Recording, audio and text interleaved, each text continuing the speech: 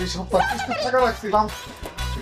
টাকা দিয়ে দিলে কি আর এত ঝামেলা করা লাগবে? শাড়িটা ভাবি, আরে কি শাড়ি টানাটানি করতেছেন? শাড়িটা ভালো লাগছে আমার।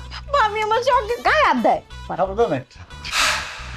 ভাবি, ভাই একটু কোন ভাবি রে? মোকলেস বাইরে তুই আমার কাছে 10,500 টাকা পাস, আমি আলমারি কাছায় কুছায় 3,000 টাকা পাইছি রে ভাই। ধর এই টাকাটা লো।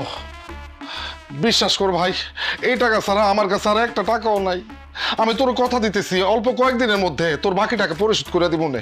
আর আমারে যদি তারপরেও তোর বিশ্বাস না হয় তাহলে আমারে, আমার বউরে, এই পুরা বাড়িঘর সমস্ত কিছু তুই তল্লাশি করে দেখতে পারোস। ও বুঝছি, পুরো টাকা দিব না। 3,000 পয়সা তাহলে শুয়ে পড়ো, এটা শুয়ে বেড়াই। ভাই কি করতেছে? আমার পিছে শুইতেছে।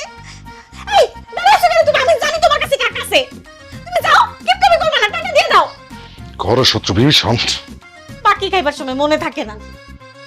ওরে আমার বিশ্বাস করতে মনে শুরু করছে। ভালো করো না কেন?